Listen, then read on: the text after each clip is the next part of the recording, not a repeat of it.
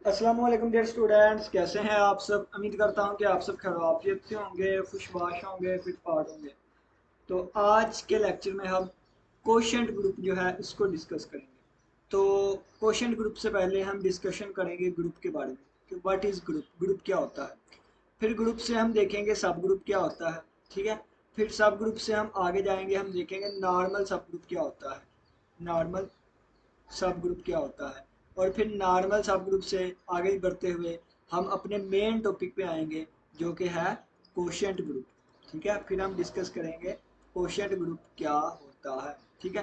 तो चलिए आइए हम इन चीज़ों को डिस्कस करते हैं।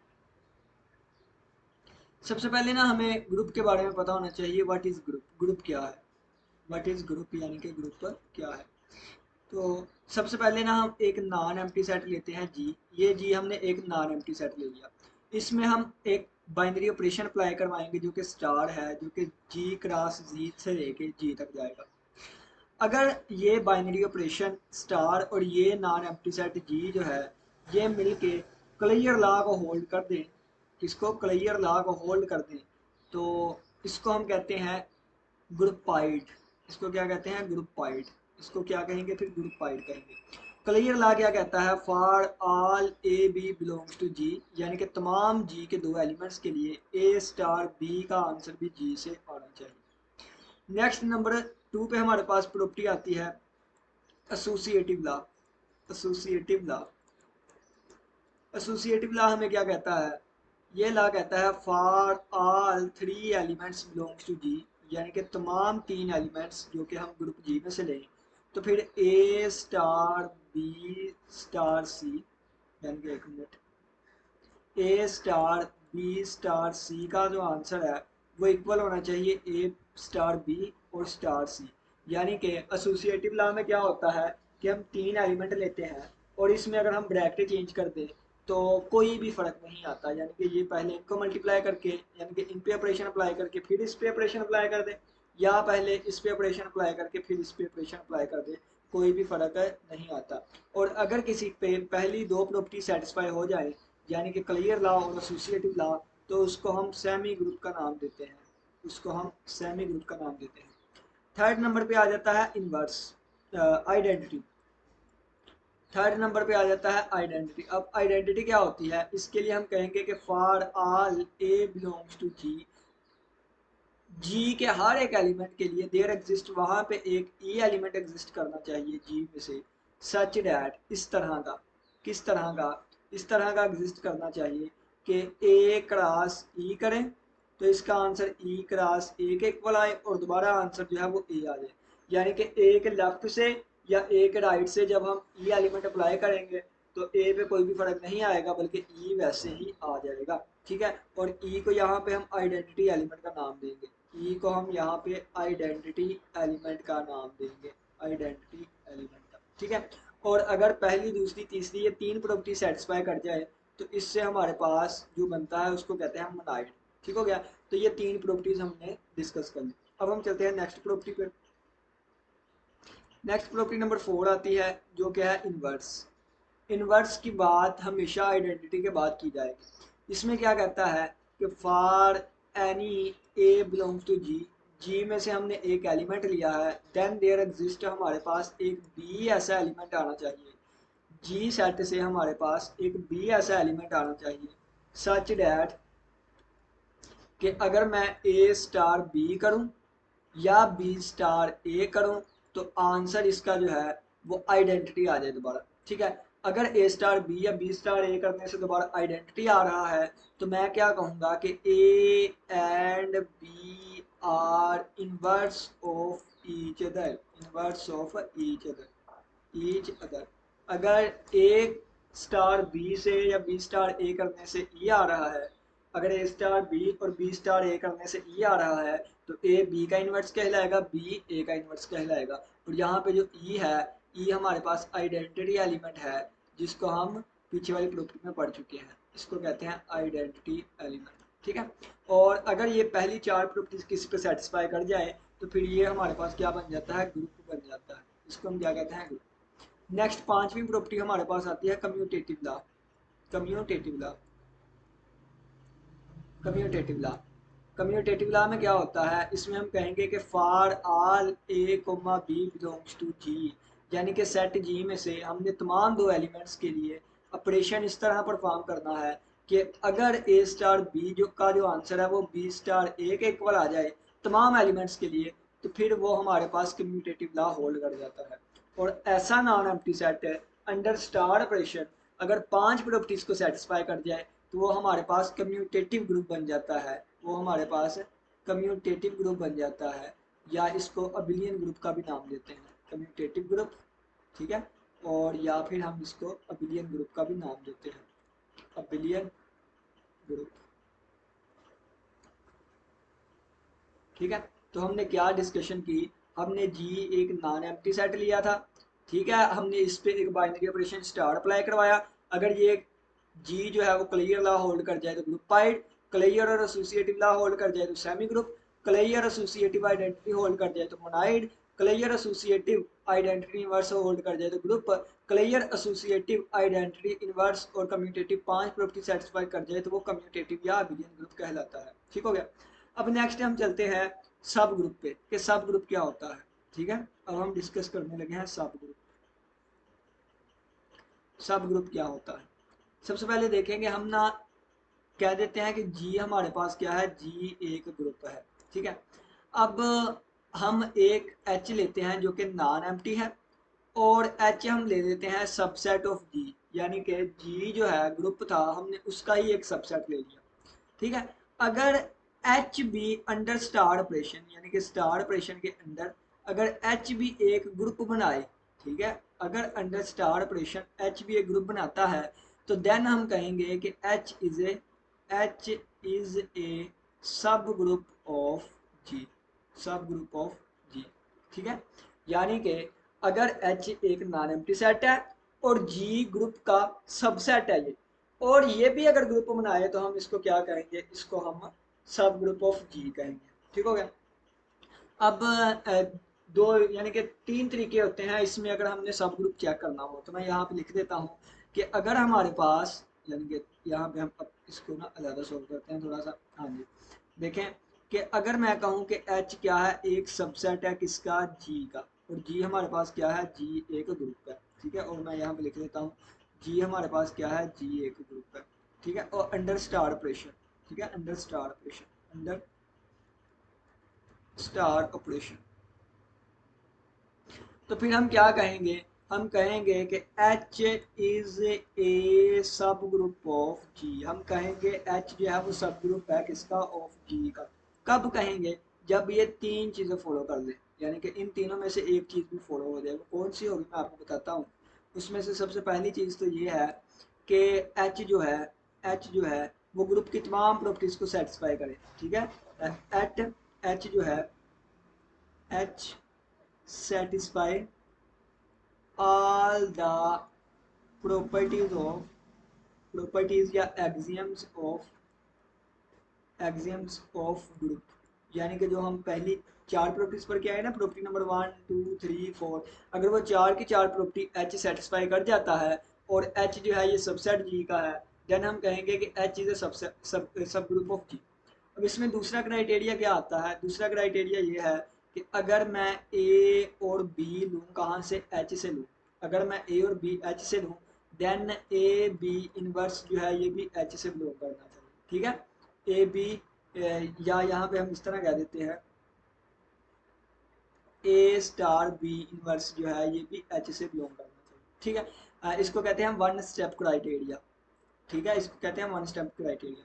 हम इसकी जगह ये भी ले सकते हैं कि ए फॉर ऑल, ये फॉर ऑल के लिए है, for all A B belong to H के लिए ए जो है, ए बी जो है ये बिलोंग करना चाहिए, यानी कि ए स्टार बी जो है ये बिलोंग करना चाहिए एच से, एंड बी का इन्वर्स जो है या ए का इन्वर्स जो है ये भी एच से बिलोंग करना चाहिए, ठीक है। तो तीन तरीके होते हैं सब ग्रुप को साबित करने के लिए कि ये सब ग्रुप है जी का। पहला तरीका क्या है कि तमाम प्रॉपर्टी सेटिस्फाई करवा दो, दूसरा तरीका क्या है कि आप दो एलिमेंट लें और पहला एलिमेंट दूसरे का इन्वर्स और इनका स्टार ऑपरेशन ये एच से आ जाए, तीसरा तरीका ये वाला होता है, ठीक है। अब हम नेक्स्ट चलते हैं नॉर्मल सब ग्रुप क्या होता है, ठीक है। इनके प्रूफ्स भी हैं, ये थ्योरम है स्पेशल, ठीक है, लेकिन यहाँ पे हम शॉर्ट डिस्कशन कर रहे हैं तो इस वजह से हम जल्दी जल्दी चीज़ें जो है उसको कवर करते हैं। नेक्स्ट हमारे पास आ जाएगा नॉर्मल सब ग्रुप क्या होता है। Normal subgroup, normal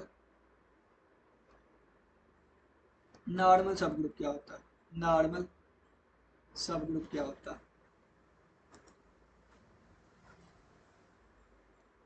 normal subgroup H हमारे पास क्या था, एक सबसेट था, यानी कि एच इज अ सबसेट। मैं कहता हूँ कि पहले एक सब ग्रुप ले लेता हूँ, देखें कि नॉर्मल सब ग्रुप तो लाजमी होगा ना, ठीक है। तो मैं क्या कह देता हूँ, एच इज ए सब ग्रुप ऑफ, एच इज ए सब ग्रुप ऑफ जी, ठीक है। मैं कहता हूँ कि एच जो है वो सब ग्रुप है जी का। अब इस एच को हम नॉर्मल कहें कब कहेंगे, H is said to be normal, H said to be normal subgroup, normal subgroup. H को हम नॉर्मल सब ग्रुप कब कहेंगे, जब for all A belongs to G, जब जी के तमाम एलिमेंट्स के लिए A H is equal to H A के इक्वल आ जाए, ठीक है। देखें, यानी कि अगर मैं कहूँ for all A belongs to G के लिए A H is equal to H A आ जाए, देन इस कंडीशन की बिना पे हम उसको क्या नाम देते हैं, नॉर्मल सब ग्रुप का, ठीक है, नॉर्मल सब ग्रुप का। एच जो है वो सब ग्रुप ऑफ जी था, ये तो हमें पता है। हम क्या करेंगे, एच को नॉर्मल सब ग्रुप करेंगे कब, जब जी के हर एक एलिमेंट के लिए A H is equal to H A आ जाए, ठीक हो गया। अब नेक्स्ट ना, एक मजे का थ्योरम है, वो ये है कि अगर हमारे पास एच जो है अबिलियन हो, H is abelian group, H is abelian सब ग्रुप, जी अगर हमारे पास अबिलियन ग्रुप हो, जी इज अबिलियन ग्रुप, ठीक है, अबिलियन ग्रुप। अबिलियन ग्रुप का मतलब क्या है कि वो कम्यूटेटिव ला होल्ड करेगा, यानी कि कम्यूटेटिव ला होल्ड, ठीक है, कम्यूटेटिविटी होल्ड्स, कम्यूटेटिविटी होल्ड होगा। अगर कम्यूटेटिव होल्ड होगा तो जी के जितने भी सब ग्रुप होंगे ना, ठीक है, ऑल सब groups of G, subgroups of G are normal subgroup, ठीक है। तो जी के तमाम जो सब ग्रुप होंगे वो नॉर्मल सब ग्रुप होंगे, ठीक है, नॉर्मल सब, ठीक हो गया। नेक्स्ट एक थ्योरम है, वो भी देख लें आप, कि ये जो हर, देखें ये जी हमारे पास क्या है, अगर जी हमारे पास एक ग्रुप है तो जी और आइडेंटिटी वाला सेट, ये ट्रिवियल सब ग्रुप्स होते हैं, ये ट्रिवियल सब ग्रुप्स होते हैं, यानी कि हर एक ग्रुप के दो सब ग्रुप लाजमी हुआ करेंगे, एक अपना आप और एक आइडेंटिटी वाला सेट। और ये दो जो है, इन दोनों को ट्रिवियल नॉर्मल सब ग्रुप्स भी कहा जाता है, क्योंकि ये नॉर्मल सब ग्रुप भी होते हैं, ठीक है, ये नॉर्मल सब ग्रुप भी होते हैं। तो हम इसको लेंगे ट्रिवियल नॉर्मल सब ग्रुप्स। अब हम नेक्स्ट चले जाते हैं, यानी कि अगर हमारे पास जी एक ग्रुप है, अगर हमारे पास जी एक ग्रुप है और जी के जो सब ग्रुप्स है ना, ठीक है, जी अगर कोई भी एक सेट है जो कि ग्रुप बना रहा है, जी के अगर हम सब ग्रुप्स फाइंड करें, ये सिर्फ और सिर्फ दो ही बनते हो, एक आइडेंटिटी वाला और एक अपना आप, तो फिर ऐसे ग्रुप को हम सिंपल ग्रुप का नाम देते हैं, ऐसे ग्रुप को हम सिंपल ग्रुप का नाम देते हैं, ठीक है। देन जी हमारे पास क्या होगा, सिंपल ग्रुप, ठीक हो गया। अब एक और इसमें थ्योरम आ जाता है, वो भी हम डिस्कस कर लेते हैं। वो थ्योरम ये है कि अगर एम जो है सब ग्रुप हो जी का, एम नॉर्मल सब ग्रुप हो जी का, एम नॉर्मल सब ग्रुप की ये निशानी होती है, ठीक है। यानी कि मैं लिख देता हूँ यहाँ पर, if H is normal subgroup of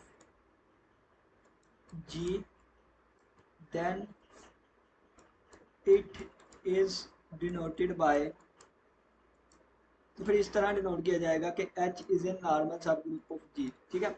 अब यहाँ पे थ्योरम पे आ जाए कि इफ अगर हमारे पास एच जो है वो नॉर्मल सब ग्रुप है जी का, ठीक है, और अगर हम कहें एंड के जो है वो भी नॉर्मल सब ग्रुप है किसका, जी का, ठीक है, सच डैट इस तरह, सच डैट इस तरह, यानी कि एच भी जी का सब ग्रुप नॉर्मल सब ग्रुप है, के भी जी का नॉर्मल सब ग्रुप है, और अगर मैं कहूँ कि ये वाला नॉर्मल सब ग्रुप जो है ये सबसेट है के वाले का, और then K is the subset of G है, देन एच भी नॉर्मल सब ग्रुप होगा के का, ठीक है। Then H is also a normal subgroup of K, ठीक है। देन एच बी, यानी कि इसको ब्रैकेट में लिख देते हैं, H is normal subgroup of के का होगा, ठीक हो गया। नेक्स्ट अब हम एक और छोटी सी डिस्कशन कर लेते हैं। अब यहाँ पे ना एक और थ्योरम आता है, वो मैं आपको बता दूं कि अ subgroup H, a subgroup H of a group G is normal in G if and only if for all G belongs to G, G H G inverse is equal to H।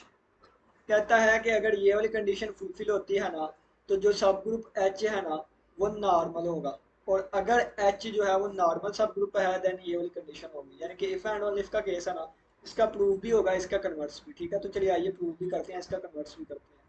सबसे पहले देखिए इसका proof हम देखते हैं, ठीक है। इसका प्रूफ में हम क्या करते हैं कि सबसे पहले हम लेट कर लेते हैं कि ये एच जो है ये नॉर्मल है, ठीक है। Let H is normal, H is normal, H normal है।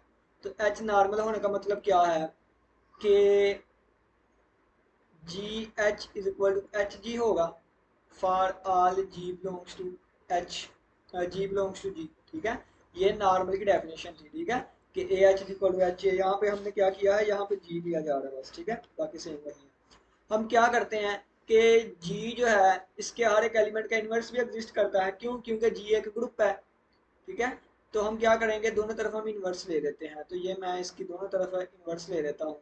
तो ये इस तरफ मैंने राइट हैंड साइड पे दोनों तरफ मैंने इन्वर्स ले लिया, ठीक है, ये दोनों तरफ इन्वर्स ले लिया। अब ये बन गया जी एच जी इनवर्स और equal to H G G inverse identity होगा, क्योंकि ग्रुप के ये ग्रुप है और ग्रुप के एलिमेंट में अगर किसी एलिमेंट और इसके इनवर्स को मल्टीप्लाई करें तो वो आइडेंटिटी आ जाता है, ठीक है। और अगर हम आइडेंटिटी को एच के तमाम एलिमेंट से मल्टीप्लाई करेंगे तो एच पे कोई भी फर्क नहीं आएगा, एच वैसे का वैसे ही आ जाएगा, क्यों, क्योंकि एच एक सब ग्रुप है, कौन सा, नॉर्मल सब ग्रुप है, ठीक है। तो जो ग्रुप की आइडेंटिटी होती है वही नॉर्मल की आइडेंटिटी होती है, ठीक है। तो ये हमारे पास साबित हो गई ये वाली कंडीशन, ठीक है, नॉर्मल से हमारे पास ये वाली कंडीशन साबित हो गई। अगर फर्ज किया है हमने इसका कन्वर्स करना है, तो इसका कन्वर्स कैसे आएगा, इसका कन्वर्स हमारे पास आएगा कि हम पहले इसको लेट कर लेते हैं, G H G inverse is equal to H, ठीक है, ये वाली चीज़ हो गई। अब हम क्या करेंगे कि दोनों तरफ हम इन्वर्स अप्लाई कर देंगे, ठीक है, दोनों तरफ हमने इन्वर्स अप्लाई कर दिया, तो यहाँ पे हमने ये इन्वर्स अप्लाई कर दिया, तो ये बन गया इस तरह, ठीक है, ये इस तरह बन गया, ये इस तरह बन गया, ठीक हो गया। ये क्या बन गया, आइडेंटिटी बन गया, आइडेंटिटी, और ये ई एच ये वाला, और ये आ गया जी इनवर्स एच बन गया, ठीक हो गया, ये जी इनवर्स एच बन गया। और यहाँ से हमारे पास आ गया, या आप इसको ना इस तरह कर लें, ये सिंपल हो जाएगा।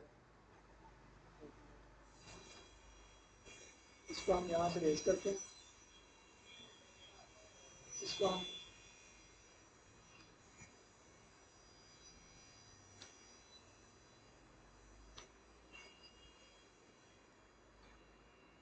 हम क्या करते हैं कि दोनों तरफ ना हमने जी अप्लाई कर दिया, ठीक है, यहाँ पे भी जी एलिमेंट अप्लाई कर दिया और यहाँ पे भी जी एलिमेंट अप्लाई कर दिया राइट हैंड साइड से। तो ये हमारे पास क्या बन गया, ये आइडेंटिटी बन गई, identity is equal to H G, और आइडेंटिटी को इससे मल्टीप्लाई करवाएंगे तो दोबारा ये क्या आ जाएगा, ये G H is equal to H G आ गया, ठीक है। और यही चीज़ तो हमने साबित करनी थी कि नॉर्मल के लिए कंडीशन होती है, इसका मतलब क्या है, एच क्या है, एच इज नॉर्मल, ठीक है, एच इज नॉर्मल। और ये जो हमारे पास प्रॉपर्टी आई है ना, जी एच जी इनवर्स, ठीक है, इसको हम कंजुगेसी ऑफ अ ग्रुप कहते हैं, ठीक है, conjugacy of a group, conjugation of in group इसको कहते हैं। तो इस बना पे नॉर्मल सब ग्रुप का जो दूसरा नाम है ना, इसको हम इनवेरिएंट या कंजुगेट सब ग्रुप भी कहते हैं, ठीक है। तो इसका मतलब क्या है कि हम नॉर्मल ग्रुप को यहाँ लिख देना, नॉर्मल ग्रुप को हम नॉर्मल ग्रुप को ही हम नॉर्मल सब ग्रुप को ही हम क्या कहते हैं, कंजुगेट सब ग्रुप, कंजुगेट सब ग्रुप, या फिर इसको हम कहते हैं इनवेरिएंट सब ग्रुप,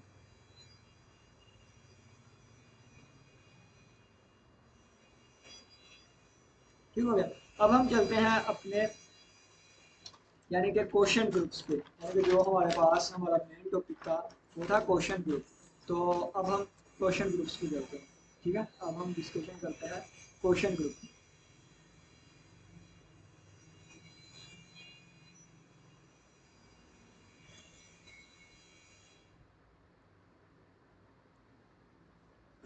क्वेश्चन ग्रुप को सीखने से पहले ना तीन स्टेप जो है या कुछ स्टेप्स हैं, जिसमें सबसे पहले हमें क्या पता होना चाहिए, कोसेट के बारे में पता होना चाहिए। ठीक है, तो कोसेट तक पहुंचने से पहले हम क्या करते हैं कि हम एक जी ले लेते हैं। जी क्या है, जी हमने एक ले लिया ग्रुप। ठीक है, इसके बाद हमने एक नॉर्मल सब ग्रुप ले लिया एच। एच क्या है यहाँ पे, नॉर्मल सब ग्रुप है, नॉर्मल सब ग्रुप है, सब ग्रुप। और जी के एलिमेंट स्मॉल जी होंगे। ठीक है, और एच के एलिमेंट स्मॉल एच होंगे। ये मैंने यहाँ पे कर दिया। सबसे पहले हम कोसेट के बारे में जानते हैं कि कोसेट क्या होता है। ठीक है, सबसे पहले हम जानते हैं कोसेट्स क्या होते हैं। कोसेट्स क्या होते हैं, कोसेट्स क्या होते हैं। For any element G, for any element G belongs to G के लिए अगर हम कहें कि G H is equal to, यानी कि जी एच, जी की जगह जी ही आएगा। ठीक है, जी की जगह जी ही आएगा, और एच की जगह हमारे पास जो भी ऑपरेशन होगा इसके साथ एच आ जाएगा। ठीक है, और यहाँ पे जो एच है ये किसका एलिमेंट है, ये एच का एलिमेंट है। ठीक है, तो यानी कि अगर एच को जी के एलिमेंट से, यानी कि एच को जी के एलिमेंट से राइट से, यानी कि जी का एलिमेंट लेफ्ट से मल्टीप्लाई हो रहा है तो इसको कहते हैं लेफ्ट कोसेट, लेफ्ट कोसेट। और अगर हमारे पास जी का एलिमेंट जो है वो राइट से मल्टीप्लाई हो, यानी कि एच जी हो, तो हमारे पास क्या आ जाएगा, एच, और यहाँ से जी आ जाएगा, और यहाँ पे एच जो है ये एच का एलिमेंट है, तो इसको हम कहते हैं राइट कोसेट, इसको हम कहते हैं राइट कोसेट। ठीक है, राइट कोसेट। और इनके दरमियान ना ये ऑपरेशन भी आएगा। ठीक है, इनके दरमियान ये वाला ऑपरेशन भी आएगा, इसको हम कहते हैं ऊपर वाले को लेफ्ट कोसेट, नीचे वाले को हम नाम देंगे राइट कोसेट के बारे में। ठीक है, जब हम नॉर्मल सब ग्रुप की बात करें ना, जब हम नॉर्मल सब ग्रुप की बात करें, नॉर्मल सब ग्रुप की बात करें, तो हमने नॉर्मल सब ग्रुप के लिए कंडीशन क्या पढ़ी थी कि जी एच बराबर होएगा एच जी के, यानी कि इसमें left and right cosets, left and right right cosets, cosets are same, are same. इसमें लेफ्ट और राइट कोसेट सेम होते हैं। ठीक हो गया, और ये जो लेफ्ट या राइट को सेट सेम आ रहे हैं ना, एक एलिमेंट का इनको नाम दिया जाएगा, और ये उससे यानी कि ये क्वेश्चन ग्रुप के यूनिक एलिमेंट होंगे। यानी कि मैं आपको यहाँ पे बताता हूँ, क्वेश्चन ग्रुप पे अब आ जाते हैं। क्वेश्चन ग्रुप क्या होता है, क्वेश्चन ग्रुप क्या होता है, यानी कि अब हम चलने लगे हैं क्वेश्चन ग्रुप पे, क्वेश्चन ग्रुप पे। क्वेश्चन ग्रुप क्या होता है, देखें जी, फर्ज किया है कि मैंने जी एक मैंने ले लिया राइट को सेट, यानी कि देखें मैं कहता हूँ कि G1 और H is equal to H G one. ठीक है, यानी कि लेफ्ट और राइट ये एक नॉर्मल सब ग्रुप होगा, क्या होगा, नॉर्मल सब ग्रुप है, और ये वाली कंडीशन सेटिस्फाई कर रहा है। ठीक है, एच नॉर्मल सब ग्रुप है। अगर मैं कहूँ दूसरे एलिमेंट के लिए भी ये चीज़ होल्ड कर रही है। ठीक है, दूसरे एलिमेंट के लिए भी, तीसरे एलिमेंट के लिए भी चीज़ होल्ड कर रही है। ठीक है, तीसरे एलिमेंट के लिए भी ये चीज़ होल्ड, तो ये क्या बन रहा है, ये हमारे पास कोसेट्स बन रहे हैं, लेफ्ट और राइट कोसेट। ठीक है, यानी कि ऊपर हम पढ़ के आए ना कि नॉर्मल सब ग्रुप में लेफ्ट और राइट कोसेट इक्वल होते हैं। अगर इस तरह के एलिमेंट्स को हम एक सेट में बंद कर दें, यानी कि मैं कहूँ कि मैंने एक सेट ले लिया है जिसको मैं क्वेश्चन ग्रुप का नाम दूंगा, क्वेश्चन ग्रुप में मैंने एक सेट ले लिया है जिसमें क्या होगा, इस सेट के अंदर होंगे डिस्टिंक्ट, इसमें हमारे पास क्या होंगे, distinct cosets of M, cosets of normal subgroup, of normal subgroup. ठीक है, यानी कि क्या होगा, distinct cosets of normal subgroup. और क्वेश्चन ग्रुप को कैसे दायर किया जाता है, अगर जी ग्रुप है और ये इसके नीचे हमने नॉर्मल सब ग्रुप रखा, तो ये हमारे पास क्वेश्चन ग्रुप आ जाएगा, क्या आ जाएगा, क्वेश्चन ग्रुप आ जाएगा। ठीक है, इस तरह हम इसको दायर करते हैं, और इसमें हमारे पास कोसेट्स आएंगे किसके, नॉर्मल सब ग्रुप के, डिस्टिंक्ट जो होंगे यानी कि मुख्तलिफ जो होंगे। एग्जाम्पल हम करेंगे वहां से हमें अच्छे तरीके से समझ आएगी। ठीक है, और बाकी यहाँ पे जो आइड अब ये वाली चीज ना एक ग्रुप बनाती है, यानी कि ये भी ग्रुप की चारों प्रॉपर्टी सेटिस्फाई करता है, नंबर 1 वाली, नंबर 2 वाली, नंबर 3 वाली, नंबर 4 वाली।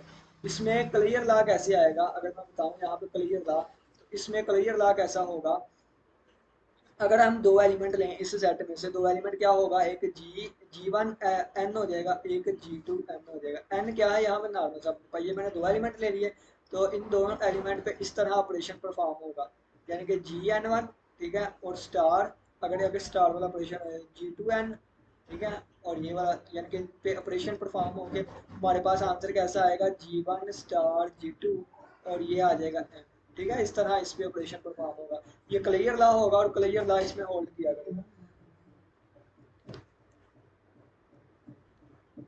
बच्चा है हमारे साथ। इसमें सेकंड प्रॉपर्टी हमारे पास एसोसिएटिव की आती है, और अगर एक एसोसिएटिव लॉ एक ऐसा लॉ होता है कि अगर ये बड़े सेट में सेटिस्फाई करता है तो सब सेट में भी लास्ट में सेटिस्फाई करेगा। तो जी में जो है वो क्लियर लॉ सेटिस्फाई करता है, एसोसिएटिव लॉ सेटिस्फाई करता है, तो इसमें भी जो है वो फिलफिल होगा। नंबर 3 पे आ जाती है इसकी आइडेंटिटी। तो इसकी आइडेंटिटी जो है ये नॉर्मल, यानी कि ये नॉर्मल सब ग्रुप जो होता है ये खुद ब खुद होगी इसकी आइडेंटिटी। और अगर इसके हम इन्वर्स की बात करें, इन्वर्स की, तो अगर हमारे पास जी एन एक कोसेट है, यानी कि इस वाले का एलिमेंट है, डिस्टिंक्ट कोसेट है, तो इसका इन्वर्स होगा जी इन्वर्स है। ठीक हो गया। तो ये हमारे पास इसकी चारों प्रॉपर्टी सेटिस्फाई हो गई, ये एक ग्रुप बन जाता होता है। अगर इसको प्रूव करना चाहे तो हम इसको प्रूव भी कर सकते हैं। तो प्रूफ का क्राइटेरिया ज़रा देख लेते हैं। सबसे पहली प्रॉपर्टी क्या आएगी, क्लियर लॉ आएगा, ठीक है, सबसे पहली प्रॉपर्टी क्या आएगी, क्लियर लॉ। इसमें सबसे पहला क्या आ जाएगा, क्लियर लॉ। क्लियर लॉ को कैसे प्रूव करेंगे, क्लियर लॉ को कैसे प्रूव करेंगे, क्लियर लॉ को प्रूव करने के लिए हम कहेंगे कि हमने दो एलिमेंट्स लिए, एक जी वन एन और एक जी2 एन। ये हमने कहाँ से दो एलिमेंट्स लिए, ये हमने इस वाले क्वेश्चन ग्रुप से दो एलिमेंट्स लिए, ठीक है, दो एलिमेंट लिए। अब हम क्या करेंगे, इन दोनों पे ऑपरेशन अप्लाई करेंगे, स्टार जो भी ऑपरेशन था, ठीक है, इन दोनों पे हमने ऑपरेशन परफॉर्म कर दिया। तो ये आ जाएगा हमारे पास जी1 और स्टार जी2, और ये हमारे पास एन आ गया। और ये दोबारा देखें इस फॉर्म का, दोबारा यहाँ से यानी कि ये दोबारा बिलोंग कर गया कहाँ से, जी एन से, ठीक है, जी एन से। अगर जी1 और जी2 है ना, ये जी1 और जी2 कहाँ से बिलोंग कर रहे थे, जी1 और जी2 बिलोंग कर रहे थे जी से, ठीक है। और अगर जी1 स्टार जी2 करूंगा, तो अकॉर्डिंग टू द ग्रुप की डेफिनेशन के ग्रुप में क्लियर लॉ होल्ड करता है, तो इस बिना पे ये भी एक जी का एलिमेंट ही आ जाएगा, यानी कि ये भी एक जी का एलिमेंट आ जाएगा। तो एन के साथ एक जी का एलिमेंट है, तो वो भी फिर यहाँ से बिलोंग करेगा, ठीक है, वो भी एक डिस्टिंक्ट कोसेट होगा। अब नेक्स्ट सेकंड प्रॉपर्टी आ जाती है एसोसिएटिविटी। एसोसिएटिविटी मैंने आपको बताया है कि ऑलरेडी इसमें होल्ड करेगी, ठीक है, एसोसिएटिविटी वो भी मैं थोड़ा सा आपको बता देता हूँ एसोसिएटिविटी कैसे होल्ड करेगी। एसोसिएटिव के लिए मैं तीन एलिमेंट्स लूँगा, तो मैंने क्या ले लिया, जी1 एन ले लिया, जी2 एन ले लिया और जी3 एन ले लिया। ये तीन एलिमेंट्स मैंने ले लिए यहाँ से, तीन एलिमेंट्स ले लिए। तो इस पे आ जाएगा जी1 एन और ब्रैकेट में आ जाएगा जी2 एन, और ये यानी कि इससे बचता होगा जी3 एन, ठीक है, यानी कि ये इसमें अगर आप देखें तो जी1 एन जो है वो बाहर ही रहेगा, बाहर ही रहेगा। जब इन अंदर वालों पे मैंने ऑपरेशन अप्लाई करवाया तो क्या आ जाएगा, ये आ जाएगा जी2 जी3 और एन, यानी कि जिस तरह क्लियर लॉ होल्ड करता था। फिर ये बाहर वाला अप्लाई करवाया तो एन एन एक दफा आ जाता है, तो ये आ जाएगा जी1 जी2 और जी3 एन, ये वाला आ जाएगा। और इस वाले को मैं लिख सकता हूँ एंड वाले को क्या, कि जी1 जी2 एन और जी3 एन, ठीक है, क्योंकि इसका भी आंसर ऊपर वाला ही आएगा। और इसको मैं फिर लिख सकता हूँ अंदर वाले को जी1 एन और जी2 एन, ठीक है, और इसको ब्रैकेट में बंद कर दूँ, ये आ जाएगा जी3। अगर हम देखें तो ये पहले दोनों को ब्रैकेट है, ये आने वाले दोनों को ब्रैकेट।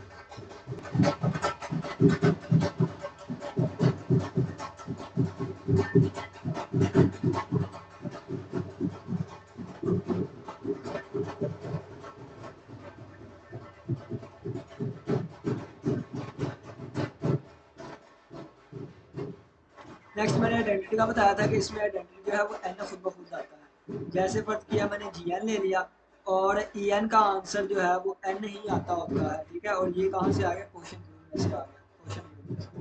अब चलें जी, मैं जी एन पे अप्लाई करके देखता हूँ। जब मैंने जी एन और ई एन पे ये अप्लाई करवाया तो क्लियर ला कैसे होल्ड करता था, ये इस पे अप्लाई हो जाता था, ये आ जाएगा जी क्रॉस ई और आ जाएगा साथ एन, ठीक है। तो ये क्या बन जाएगा, ये दोबारा जी ही बन जाएगा, तो जी एन, ठीक है, ये जी एन बन गया दोबारा, यानी कि इसके साथ एक एलिमेंट को मल्टीप्लाई करवाया, जी एन दोबारा वैसे का वैसे ही आ गया। इसका मतलब एन ने इस पर कोई भी फर्क नहीं लेके आया।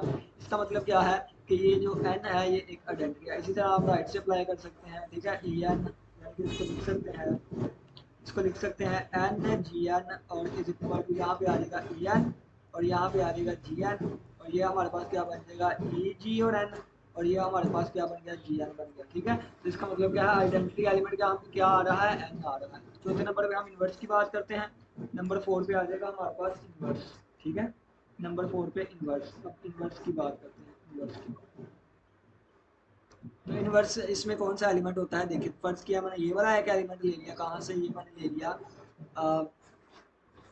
ये मैंने ले लिया कहाँ से, जी ओवर एन से, यानी कि मैंने क्वेश्चन ग्रुप से ये एलिमेंट ले लिया।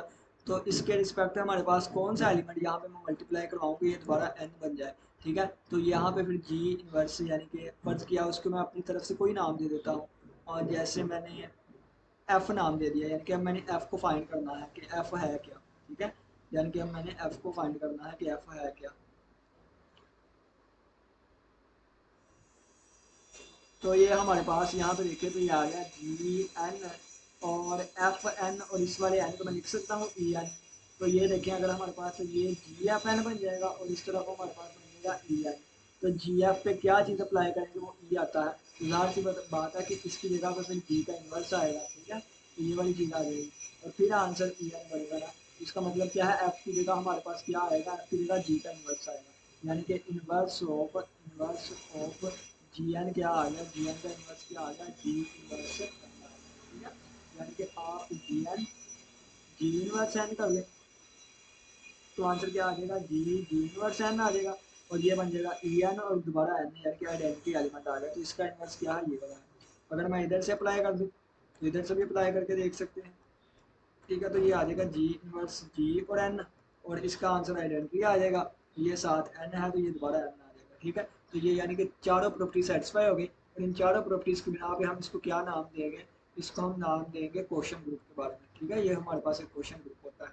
नेक्स्ट अगर हम डिस्कशन करें, एक और बात की कि इसका ऑर्डर क्या होगा, इसका ऑर्डर क्या होगा, ऑर्डर यानी कि हमारे पास ऑर्डर देखने लगे हैं, order of G over N, इसका ऑर्डर, तो इसका ऑर्डर होएगा order of G over order of N, ठीक है। या आप इसको कह सकते हैं, यानी कि ऐसे भी लिख सकते हैं कि और जी ओवर एन का ऑर्डर क्या होगा, तो ये जी का ऑर्डर ओवर एन का ऑर्डर इसके इक्वल होता है, ठीक हो गया। और इसका प्रूफ यही है, यानी कि इसके प्रूफ में सिर्फ यही लिखेंगे कि लैग्रांज थ्योरम हमें क्या कहता है कि नंबर ऑफ डिफरेंट कोसेट्स, ठीक है, यानी कि ये सेट ही क्या है, नंबर ऑफ डिफरेंट कोसेट्स। और नेक्स्ट हमारे पास इसकी एक एग्जांपल हम कर लेते हैं, इसके रिलेटेड एक एग्जांपल हम डिस्कशन कर लेते हैं। एग्जांपल में अगर आप देखें तो हम ना एक सेट ले लेते हैं जी हमने एक सेट ले लिया, सेट ऑफ इंटीजर्स, जी हमने एक सेट ले लिया, सेट ऑफ इंटीजर्स, ये हमारे पास आ गया सेट ऑफ इंटीजर्स, ये हमने सेट ले लिया। अब यानी कि सेट ऑफ इंटीजर कौन सा होगा, 0 plus minus one plus minus one plus minus two और सो ऑन, ये सेट ऑफ इंटीजर है। अगर मैं कहूँ टू जी, अगर मैं कहूँ टू जी, तो अगर आप देखें टू जी क्या होता है, टू से मल्टीप्लाई करते हैं, ये जीरो टू से मल्टीप्लाई किया प्लस माइनस टू आ गया, प्लस माइनस फोर आ गया, इस तरह सो ऑन। और अगर आप देखें तो ये सबसेट होगा किसका, जी वाले का, ठीक है, यानी कि ये इंटीजर्स का सबसेट है। तो यानी कि एच, इसको मैं एच का नाम दे देता हूँ, यानी कि ये हमारे पास क्या हो गया, एक सब ग्रुप हो गया, ठीक है, सब ग्रुप हो गया। और ये एक नॉर्मल सब ग्रुप है, ठीक है। क्यों, पहले फिलहाल मैं बता देता हूँ कि ये सब ग्रुप हो गया, ठीक है। आप ये जी के कोई भी एलिमेंट लें, इससे मल्टीप्लाई करें, यानी कि आप टू मल्टीप्लाई बाई एच करें या एच मल्टीप्लाई बाई टू करें, तो आंसर सेम ही आएगा, क्योंकि ये एक अबिलियन ग्रुप है, यानी कि इसमें कम्यूटेटिव लॉ होल्ड करता है, ठीक है, यानी कि ये एक अबिलियन ग्रुप है। तो इस वजह से ये हमारे पास एक नॉर्मल ग्रुप आ जाएगा, ठीक है, नॉर्मल सब ग्रुप होगा, नॉर्मल सब ग्रुप हो जाएगा, नॉर्मल सब ग्रुप। अब हम ना इसके डिस्टिंक्ट कोसाइड्स ढूंढते हैं, ठीक है, इसके हम कोसाइड्स ढूंढते हैं और अंडर एडिशन हम देखते हैं, ठीक है, अंडर एडिशन हम इसकी कोसाइड्स देखने लगे हैं। तो चलें सबसे पहले देखें, मैं क्या करता हूँ, जी का एलिमेंट ले लेता हूँ पहले जीरो, तो जीरो प्लस टू जी करूँगा तो आंसर क्या आएगा, जीरो प्लस, अपनी मर्जी लेफ्ट वाले लेके चलें, अपनी मर्जी राइट वाले, क्योंकि नॉर्मल सब ग्रुप में लेफ्ट और राइट जो है वो सेम होते हैं। तो 0 + 2z करूँगा तो ये दोबारा आंसर 2z वाला ही आंसर आएगा, यानी कि 0 + 0, 0 + 2, 0 + -2, 0 + 3, यानी कि वही चीज़ें आ जाएंगी। अब मैं 1 + 2z करता हूँ, तो 1 + 2z का आंसर क्या आएगा? इसका आंसर आ जाएगा, यानी कि जब मैं 1 इन सभी में प्लस करूंगा ना 2z वाले में, तो आ जाएगा 1 प्लस माइनस आ जाएगा 3 प्लस माइनस 5 प्लस माइनस 7, ये वाली चीज़ 100 आ जाएगी। ठीक है, ये 1 प्लस। अब मैं एक और ऊपर से एलिमेंट लेता हूँ, यानी कि वो 2, और 2 को ऐड करूंगा इसमें। 2 को ऐड करूंगा तो क्या बन जाएगा? ये 0 जो है 2 इसमें ऐड करूंगा, यानी कि इसको ना मैं दूसरी तरतीब में लिखता हूँ ताकि आपको अच्छे से समझ आ सके। ठीक है, इसको ना मैं इस तरतीब से रहने देता हूँ, इसको ना मैं दूसरी तरतीब से लिखता हूँ।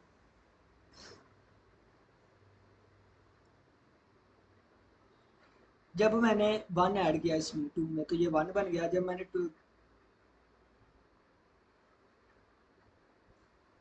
जब मैंने ऐड किया 2 में 1, तो ये 3 बन गया। ठीक है, जब मैंने 4 में ऐड किया वो 5 बन गया, सो ऑन। जब मैंने -1 में ऐड किया कितना, -2 में ऐड किया, तो ये बन गया -1। ठीक है, जब मैंने अ, जब मैंने -4 में ऐड किया +1, ठीक है, यानी कि इस वाले में ऐड करना, इसमें -4 भी आ रहा है, वो बन गया हमारे पास -5, -3, और इसी तरह से ये इस तरफ को चल पड़े। ठीक हो गया। अब ये देखें 2 + 2z है, यानी कि ये z वाले जो भी एलिमेंट है इसमें 2 ऐड करूंगा। 0 में 2 ऐड किया तो ये 2 बन गया, 2 में 2 ऐड किया 4 बन गया, 4 में 2 ऐड किया ये 6 बन गया, सो ऑन। और अगर मैं -2 में 2 ऐड करूंगा 0 बन जाएगा, और -4 में 2 ऐड करूंगा वो -2 बन जाएगा, इसी तरह ये इस तरफ आ जाएगा। ठीक है, ये वाली चीज़।